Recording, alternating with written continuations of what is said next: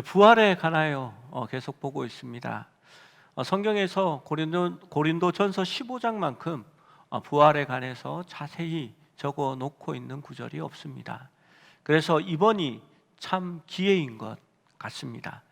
우리가 부활절 예배에 대하여서 부활절에 예배를 드리지만 그때에는 부활에 대한 어떤 심오 있는 그런 말씀을 보는 게 아니라 우리 예수님께서 부활했다라는 기쁨의 소식들을 주로 보기 때문에 부활에 대한 내용들을 자세히 알아보기가 힘이 듭니다. 그래서 이번에 우리가 주의해서 한번 보았으면 좋겠습니다. 지난주에 말씀이 기억나십니까? 부활에는 순서가 있습니다. 우리 예수님께서 부활의 첫 열매로 먼저 부활하셨고 첫 열매가 되셨다 함은 나중에 소확이 있다는 거잖아요. 우리가 이제 두 번째 소확이 되는 것입니다. 그리고 마지막은 악인들의 부활이 있다라고 성경은 말합니다. 그리고 29절의 말씀을 이제 시작합니다. 29절 30절 말씀을 함께 읽어봅니다. 시작. 만일 죽은 자들이 세례를 받는 자들이 무엇을 하겠느냐? 어찌하여 그들을 위하여 세례를 받느냐? 또 어찌하여 우리가 언제나 위험을 무릅쓰리요? 29절로 가면 시작부터 우리에게 걸리는 말씀이 있습니다. 죽은 자를 위하여 세례를 받는 자들이 무엇을 하겠느냐? 또 죽은 자들을 위하여 세례를 받겠느냐? 어찌하여 우리가 언제나 위협을 무릅쓰리요라는 말을 합니다. 죽은 자를 위하여 세례를 받는다라는 말이 무슨 말일까요? 이게 논쟁이 되는 겁니다. 이 위하여라는 말이 영어 성경에는 for로 적혀 있지만 헬라어로는 후페르라는 단어입니다. 이 단어가 우리말로 번역될 때에 12개 이상의 다른 의미를 갖습니다. 이렇게 한번 도표를 보시면요, 이 후페르가 한글 성경에 어떻게 번역되었는지를 그 빈도를 나타내는 표입니다. 보시면은 색깔별로 이렇게 나눠진 거 있죠. 파란색이 위하여입니다. 위하여가 한 50%가 쓰여진 겁니다. 그 다음 빨간색이 대신하여라는 말이 많이 쓰여졌고요. 그 다음부터 뭐뭐를 위한, 말미암아, 더, 위하는, 높지, 위할, 나를, 관하여.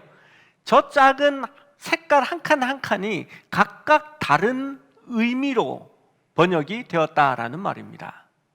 저게 중요한 게 아니라 저 위하여라는 단어가 엄청나게 다른 뜻을 가지고 있구나라는 것을 일단 기억하고 이 말씀을 보면 도움이 될 것 같습니다. 여러분 한번 생각해 보십시오. 죽은 자를 위하여 여러분 세례를 받습니까? 죽은 자를 위하여 세례를 주는 것을 교회가 본 적이 있습니까? 목사님, 우리 어머니가 그저께 돌아가셨습니다. 목사님, 우리 어머니 위해서 세례를 베풀어 주십시오라고 하면요, 어머니의 심장이 지금 뛰고 있나요? 중환자실에 지금 계십니까? 중환자실에 계시고 심장이 뛰고 있으면 의식이 없어도 세례를 베풀 수 있습니다. 그러나 장례식장으로 옮기고 나면 절대 세례를 베풀지 않습니다. 사람이 죽는 것은 정하신 이치고 그 후에는 심판이 기다리고 있다라고 성경은 말합니다. 그런데 어떤 사람들이 이 구절을 해석하면서 저는 잘못된 해석이라고 생각합니다. 죽은 자를 위하여 살아있는 사람이 대신 세례를 받는 것이다 라고 주장합니다. 바울이 이것을 옳다라고 말하는 것이 아니라 고린도 교회에 그러한 사람들이 있었다라고 하면서 그 모순을 말하는 것이다 라고 설명합니다. 그런데 직접적인 고린도 교회에 그런 언급이 없습니다. 이렇게 하는 이단이 있습니다. 몰몬교입니다. 여러분, 몰몬교 혹시 아시나요? 여기 아크릴 명찰로 마릴 예수 그리스도 교회라고 이렇게 달고, 이런 곤색이나 까만색 양복을 입고 서양 사람 둘이가 이렇게 짝을 지어 다니면서 이렇게 전도하는 사람들이 있습니다. 그 사람들이 몰몬교입니다. 이 사람들은 남자 몰몬 교도들은 젊었을 때에 우리가 군대 가는 것처럼 선교사로 해외에 나가서 전도를 해야만이 구원을 얻는다라고 교리상 되어 있기 때문에 이 사람들이 이렇게 나와서 남의 나라에서 전도를 하는 겁니다. 로버트 할리라고 아시죠? 부산 사투리를 쓰는 외국인. 예전에는 TV에 참 많이 나왔는데 그 사람도 몰몬 교도로서 한국에 선교사로 처음 왔었던 사람입니다. 몰몬교들은 동굴에서 그들의 교주가 이렇게 몰몬경이라는 성경을 따로 이렇게 받았다라고 주장합니다. 그런데 문제가 있습니다. 이 몰몬교가 나중에 나온 종교거든요. 그러면 몰몬경이 받아지기 전에 그들은 성경 일부와 몰몬경을 이렇게 하나님의 말씀이라고 믿는데요. 그 전에 죽었던 사람들은 구원을 못 받은 게 아닙니까? 그래서 이들은 이렇게 주장합니다. 몰몬 교도가 죽은 자의 이름으로 다시 세례를 받으면 그 죽은 자가 천국에 간다라고 얘기합니다. 그래서 몰몬 교도들은 세례를 받기에 바쁜 사람입니다. 봄철에 세례가 있습니다 하면 이번에는 내가 세례를 받았으니까 이번 세례식에는 우리 아버지를 위해서 내가 세례를 받아야지 하고 아버지의 이름으로 세례를 받습니다. 죽은 우리 어머니가 섭섭해하겠지. 우리 어머니도 천국에 가야 되니까 다음 가을 세례식에는 어머니를 위해서 내가 세례를 받아야지. 아유, 아내가 짜증을 내네. 장모님은 왜 차별하느냐고. 그래서 내년에는 내가 장모님을 위해서 세례를 받아야지. 그리고 세례 때마다 우리 할아버지, 할머니, 증조부, 고조부, 고모 다 세례를 받는 겁니다. 여러분, 이것이 옳다고 생각하십니까? 바울이 이것을 두고 죽은 자를 위하여 세례를 받는다라고 하지는 않았다라고 생각합니다. 바울이 성령의 영감으로 성경을 기록했을 때에 바울은 누구보다도 논리적으로 말씀을 기록하고 있습니다. 그런데 그가 이상한 다른 주장을 함으로써 스스로 또 다른 논란거리를 성경에 끌어들였다라고는 저는 생각하지 않기 때문입니다. 두 번째로 많은 분들이 이 성경을 해석하는 것이 있습니다. 저는 여기에도 동의하지 않습니다. 죽은 자를 위하여 세례를 받는다라는 말을 이렇게 해석하는 겁니다. 어머니가 열심히 교회에 잘 다녔습니다. 그런데 이 어머니의 소원이 있는데 꼬마 때에는 열심히 교회에 나왔던 자기 큰아들이 교회를 안 다니는 겁니다. 그래서 이렇게 돌아가시기 직전에 큰아들을 불러놓고 아들아, 교회 가야지. 세례 받아야지. 그래야 나중에 우리가 다 죽게 되었을 때에 천국에서 만나보지 않겠니? 그러니까 세례를 받아라 하고 그 어머니가 죽은 겁니다. 그러면 그 아들이 아유, 우리 어머니 소원인데 내가 어머니를 위해서, 죽은 자를 위해서 내가 세례를 받아야 되겠다라고 말하는 겁니다. 그래서 이때에 세례를 받는 자는 복음을 받아들이는 개종자들이다라고 말합니다. 많은 훌륭하신 목사님께서 이 해석들을 받아들입니다. 그러나 저는 문맥상 이 해석이 이해가 되지 않습니다. 그렇게 세례를 받은 사람들이 무엇을 하겠느냐라고 얘기하고, 또 이 사람들이 위험을 무릅쓰는 사람들이 될 수 있느냐 반문하고 싶기 때문입니다. 제가 옳다고 생각하는 해석은 이것입니다. 우리의 육체는 이미 허물과 죄로 말미암아 죽었습니다. 그 말은 우리의 육체가 죽은 자들이라는 겁니다.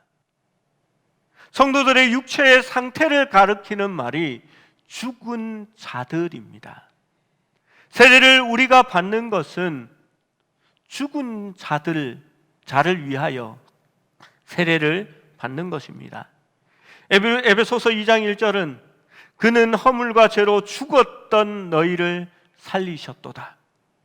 우리의 상태를 허물과 죄로 죽었다라고 표현합니다.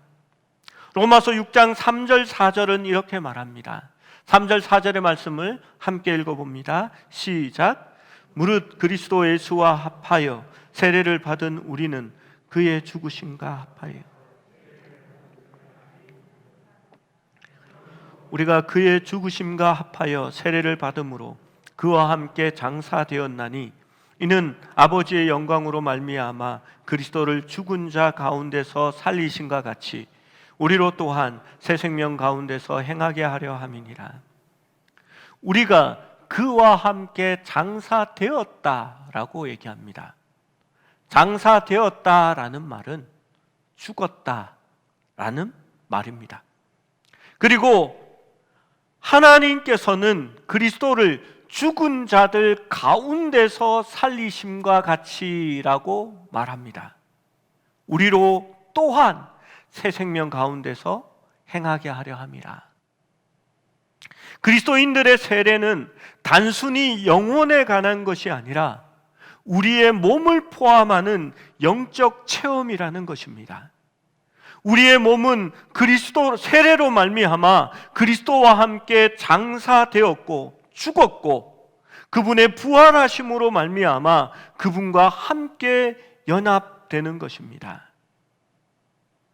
여러분, 만약에 죽은 자들의 부활이 없다면 죽을 몸을 위하여 세례를 받은 성도들이 무엇을 할 수 있겠으며 그 세례를 왜 받겠느냐? 그리고 또 어찌하여 우리가 언제나 위협을 무릅쓰리오라고 이 구절은 말하고 있는 것입니다.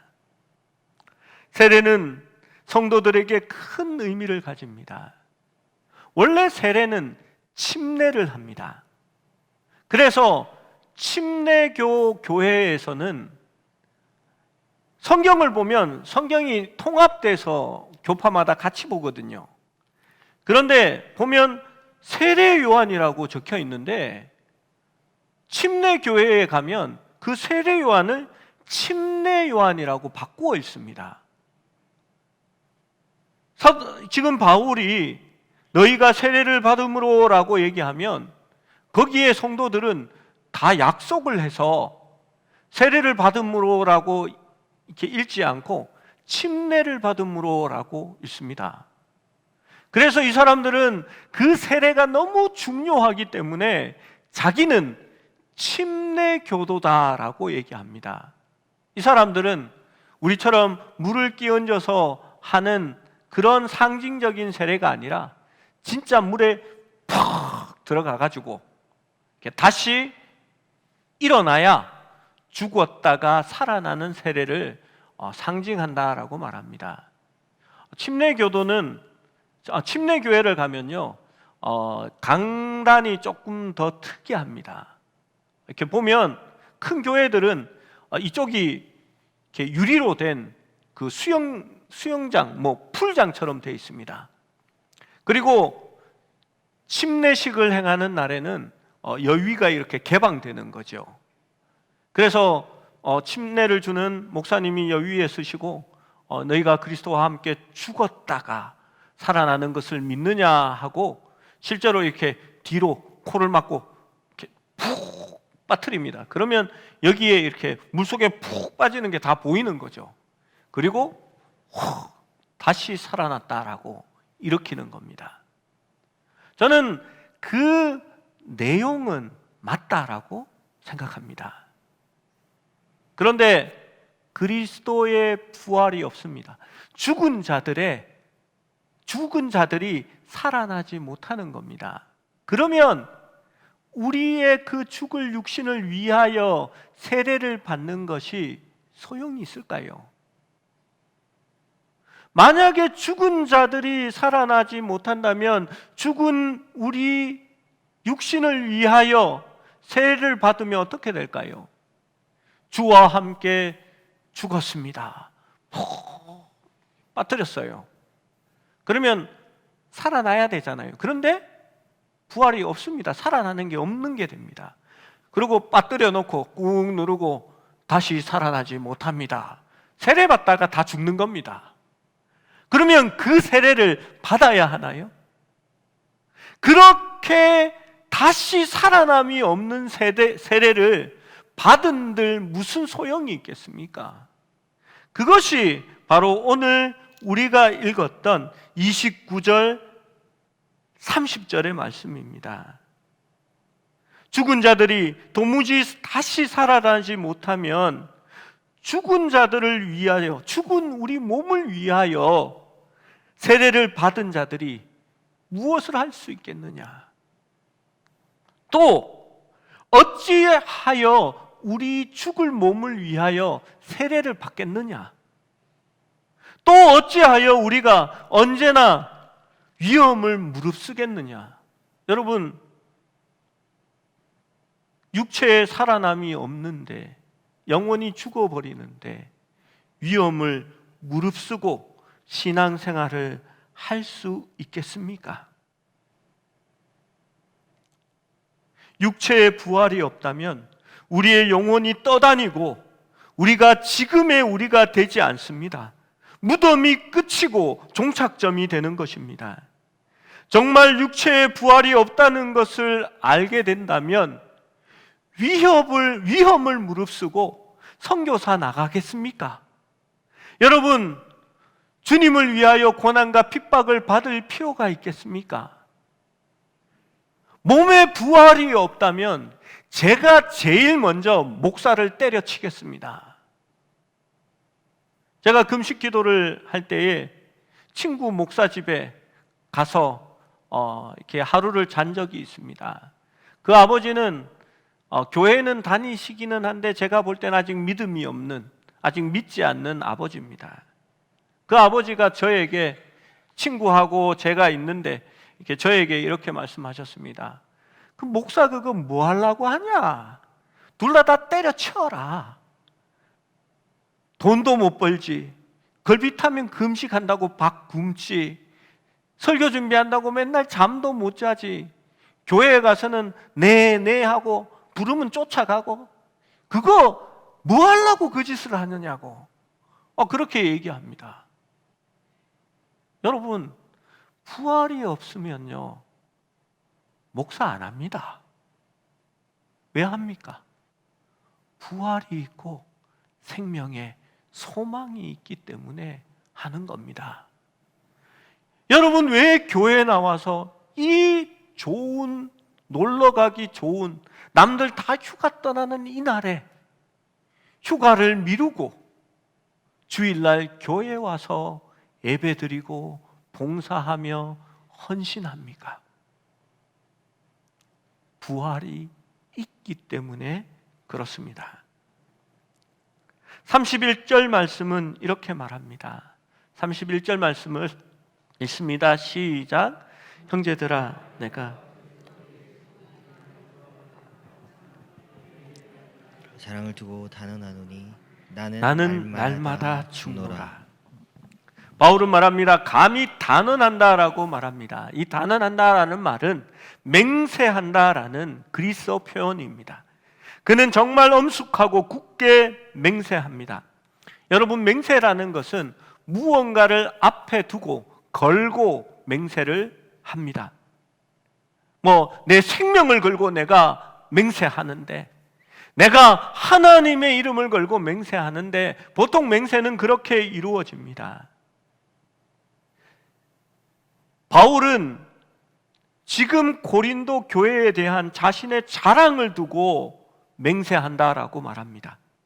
즉 너희를 주님께 인도하여 구원하였다라는 자기의 그 자랑을 두고 맹세하는 겁니다. 그것을 위해서 바울은 모든 것을 포기했고 그것은 그가 가장 아끼는 일입니다. 그런데 뭐라고 맹세합니까? 나는 날마다 죽노라 라고 맹세합니다. 여러분, 이게 어떤 의미가 될까요?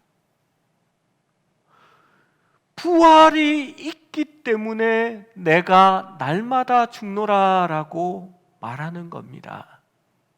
왜 죽을 수 있습니까? 살 것이기 때문입니다. 부활이 없다면 이제 끝이 나는데 뭐하러 죽겠습니까? 살아야지요.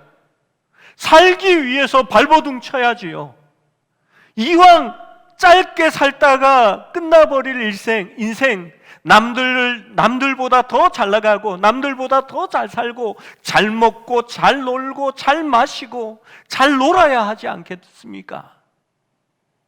그런데 바울은 부활이 있기 때문에 내가 날마다 죽노라 맹세하는 겁니다. 사람의 싸움은 자신의 승리를 취하고 영광을 가져가기 위하여 싸웁니다. 그런데 그리스도인의 싸움은 하나님의 영광과 그의 나라의 승리를 위하여 싸웁니다. 여러분, 어떻게 싸웁니까? 날마다 나를 죽이는 겁니다. 그것이 바로 그리스도인의 부활의 삶이다라고 말합니다. 주중에 우리 김 목사님께서 영상 클립 하나를 저한테 보내셨습니다. 한 이렇게 15분 정도 되는 그게 클립이었습니다.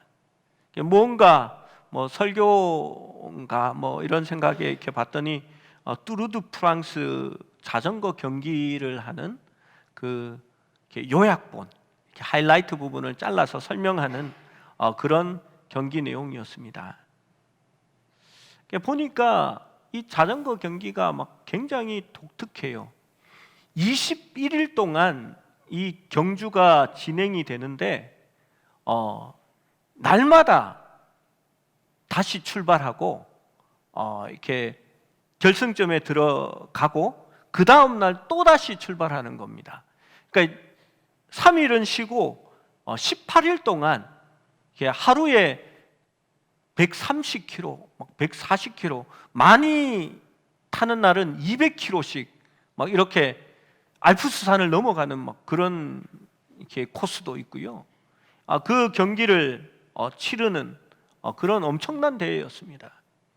그런데 몇 초 이상 안으로, 몇 시간, 몇 초 안으로 못 들어오면 그 선수는 탈락되고 그 다음 날부터는 경기에 참석하지 못하는 겁니다. 그런데 팀별로 이렇게 싸우게 되더라고요. 제가 아직까지 내용을 잘 모르는데요. 이렇게 보니까 이 산악 구간도 있고 내리막 구간도 있고 또 평지 구간도 있고 여러 가지 구간들이 많으니까 각각 이렇게 다른 선수들로 구성합니다. 오르막을 잘 타는 선수, 내리막을 잘 타는 선수, 짧은 구간 동안 이렇게 폭발적인 힘으로 치고 나가는 그런 선수, 이렇게 그런 여러 가지 선수들로 한 팀을 구성해서 자전거를 타는 겁니다. 참 이해가 안 되는 장면이 있습니다. 그 한 구간을 자기가 우승했다라고 하면 그게 영원히 기록되는 어떤 큰 업적이거든요. 그런데 이 경기 자체가 팀이 우승을 하는 거기 때문에 맨 마지막에 한 팀에서 이렇게 3명이 끝까지 달리고 있습니다. 그리고 다른 팀에서는 이 포가차라는 선수인데 21년, 20년, 19년을 우승한 엄청나게 대단한 선수입니다. 이쪽은 3명이 남았고 이쪽은 1명이 남았잖아요. 그러면 마지막 300m를 놔두고 그래 한번 달려보자 해가지고 이렇게 달리면 누가 우승할지 잘 모르잖아요. 그러면 한번 해볼 만한데 팀전이니까 어떻게 하시는지 압니까? 300m 가기 직전에 한 사람이 이렇게 속력을 내서 팍 나갑니다. 근데 그냥 놔두면 1등을 빼앗기잖아요. 그러면 포가차라는 선수가 어쩔 수 없이 막 따라 나갑니다. 따라 나가면 이게 오버페이스거든요. 그래서 와 하고 막 달리면 앞에 나갔던 선수가 가짜지롱 하고 뒤로 쏙 빠져버립니다. 그러면 힘이 좀 빠졌는데 하고 있는데 다른 선수가 하나가 와서 그 포가차 앞을 탁 가로막습니다. 그때에 자기 편 선수가 손살같이 오르막을 튀어나갑니다. 그러면 이 포가차라는 선수가 대단한 선수인데요, 그 사람을 따라잡으려고 출발하려고 하니까 앞에 가로막고 있잖아요. 그러니까 피해서 옆으로 나가가지고 달리니까 2, 3초를 빼앗기는 겁니다.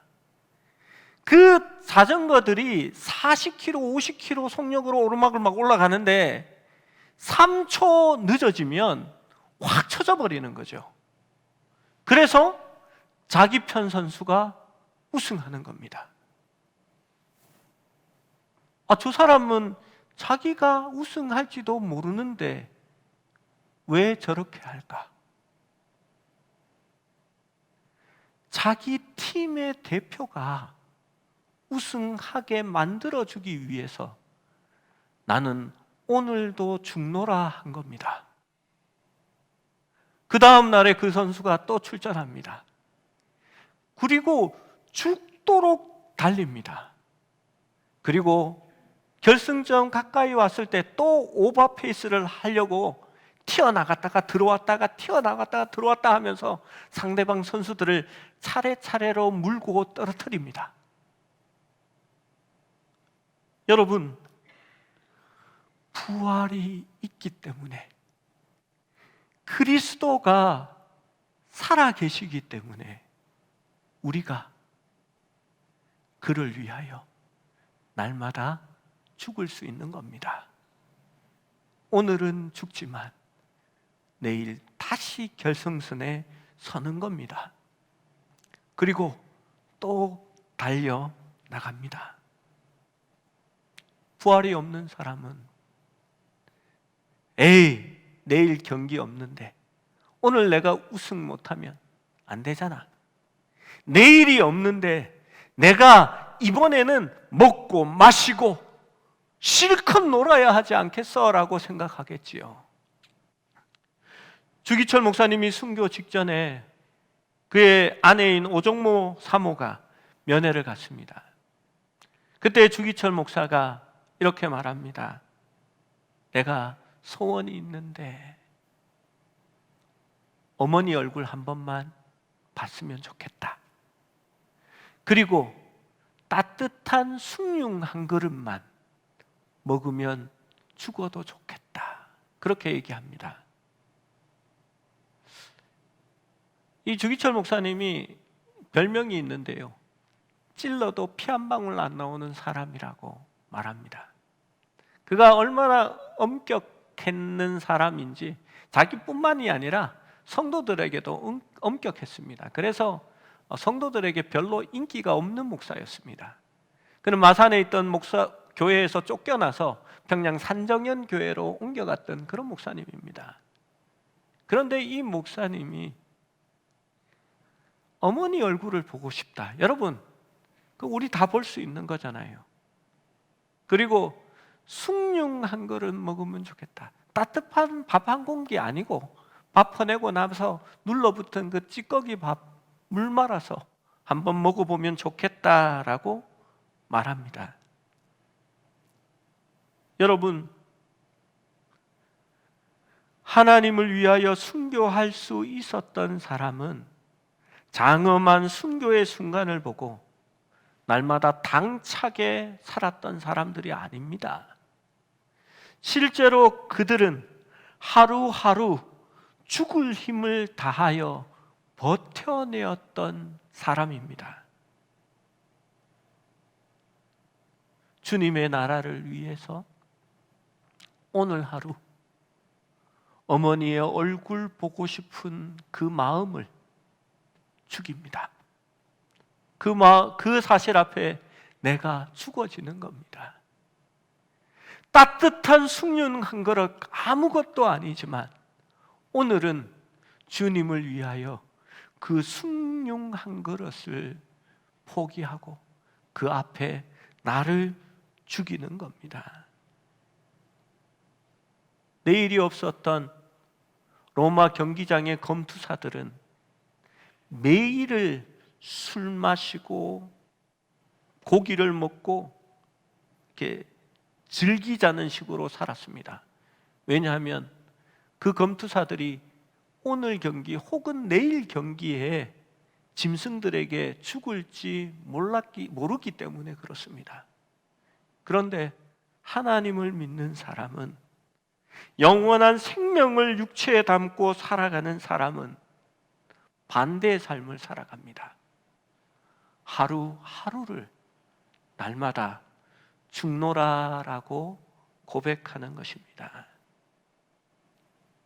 여러분, 그렇습니다. 부활의 생명이 있기 때문에 할 수 있는 것도 참습니다. 때로는 노를 바라고 내가 옳다라고 고함 지를 수 있지만 또 한 번 죽어지는 겁니다.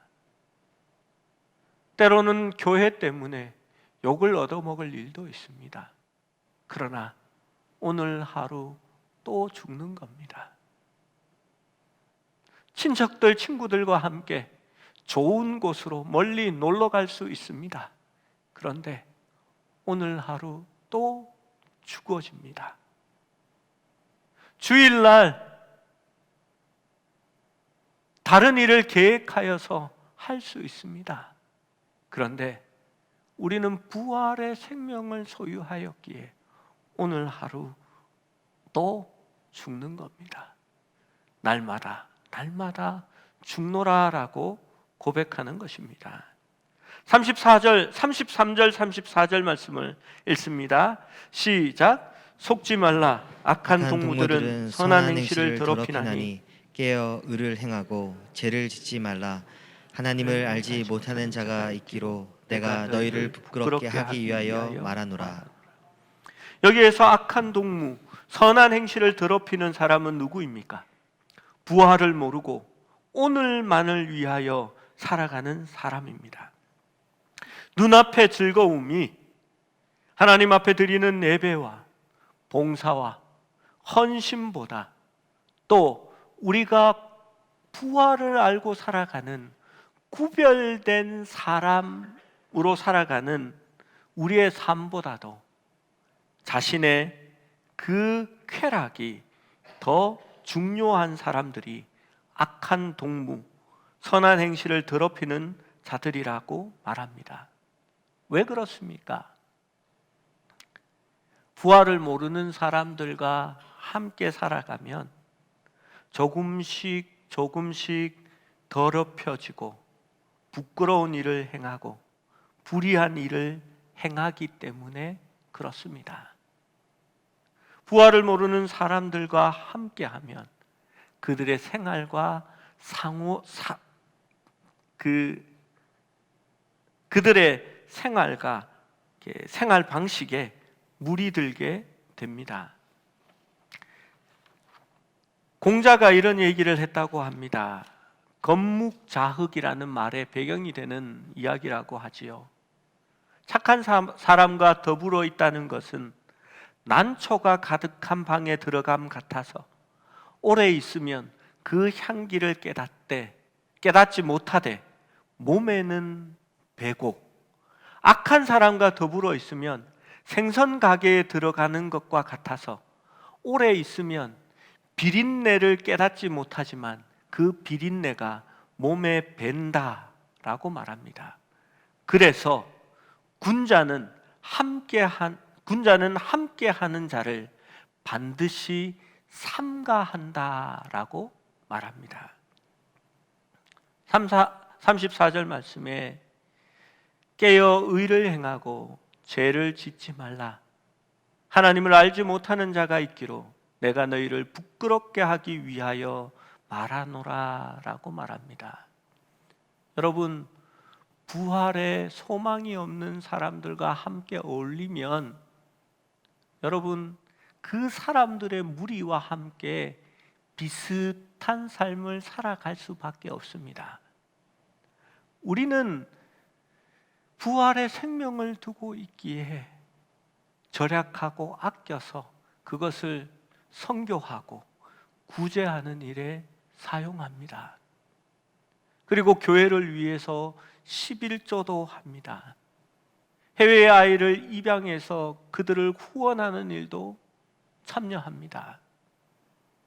그런데 믿지 않는 사람들은 더 많이 여행하고 더 좋은 것을 먹고 더 행복한 일에 집착합니다. 여러분, 오늘날 인스타를 보십시오.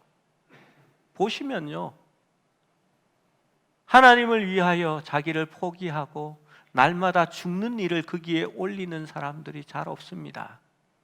내가 입양한 아이에 함께하는 사진을 올리고요, 또한 교회에 하는 나의 봉사들, 또 내가 교회 때문에 포기한 어떤 일들에 대하여 올리는 사람은 없습니다. 다 어떤 것을 올리는지 아십니까? 좋은 곳에 가서 찍은 사진들, 그리고 정말 예쁘고 맛있게 보이는 것을 나의 앞에 두고 찍은 사진들, 그리고 분위기 좋고 아름다운 카페에 가서 찍은 사진들, 해외여행 가서 찍었던 사진들을 무수하게 차례대로 올립니다. 여러분, 그럴 수 있지만 그것이 삶의 목표가 되고 있다면 우리는 부활이 없는 자와 비슷하게 되어가는 겁니다. 제가 액티브한 그런 활동들, 레저들을 좋아합니다. 그래서 몇 년 전에는 다이빙 자격증도 땄습니다. 그런데 3년이 넘었는데 프리다이빙 자격증을 땄는데요, 바다에 아직도 한 번도 같이 못 나가 봤습니다. 토요일마다 이렇게 공지가 뜹니다. 함께 가실 분 막 이러면서 뜨는데 꼭 토요일 주일날 가요. 그러니까 갈 수가 없습니다. 이게 위험한 스포츠니까 꼭 2인 1조가 되어야 되거든요. 그래서 이렇게 한 사람이 물속에 들어가면 한 사람은 이렇게 봐줘야 되는 겁니다. 그런데 월요일에 이렇게 가는 사람은 아무도 없습니다. 그래서 아직 한 번도 바다에 못 가봤습니다. 그래서 아는 목사님을 같이 꼬셔서 이렇게 같이 자격증을 받았습니다. 그러면 목사 둘이니까 갈 수 있겠다 생각했는데 걸핏하면 나 노예 모임 가야 돼, 다음 나 세미나 있어, 우리 장례 났어, 뭐 이러다 보니까 둘이 또 한 번도 못 갔습니다. 여러분, 그러나 괜찮습니다. 나는 오늘 하루도 죽습니다 하고 넘어갈 수 있습니다. 여러분, 하나님을 모르는 자, 육체의 부활이 없는 자들은 매일 죽을 필요가 없습니다.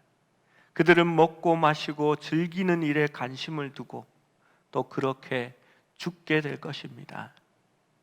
세상의 많은 모임들은 토요일과 주일에 그렇게 행하여집니다. 그런데 우리는 주일을 부활을 기념하는 날로 지키고 있습니다. 그래서 우리는 주일에 믿지 않는 자들처럼 행동하지 않고 이 주일에 부활하신 주님께 예배하며 주를 위하여 오늘도 죽는 것입니다. 왜냐하면 부활의 새 생명이 우리 속에 존재하기 때문입니다. 그것이 바울이 말하는 나는 날마다 죽노라 라는 의미입니다. 여러분, 오늘 무엇을 위하여 내가 죽어야 합니까? 주의 나라와 복음과 또 교회를 위하여, 그리스도의 영광을 위하여 내가 또 한 번 죽어지는 것입니다. 그런데 예수님은 분명히 말씀하셨습니다. 누가복음 17장 33절에 무릇 자기 목숨을 보존하고자 하는 자는 잃을 것이요 잃는 자는 살리리라. 마가복음 8장 35절은 이렇게 말합니다. 누구든지 자기 목숨을 구원하고자 하면 잃을 것이요 누구든지 나와 복음을 위하여 자기 목숨을 잃으면 구원하리라. 여러분, 주와 함께 오늘도 죽노라라고 고백할 수 있는 우리의 신앙이 될 수 있기를 소원합니다. 기도하시겠습니다.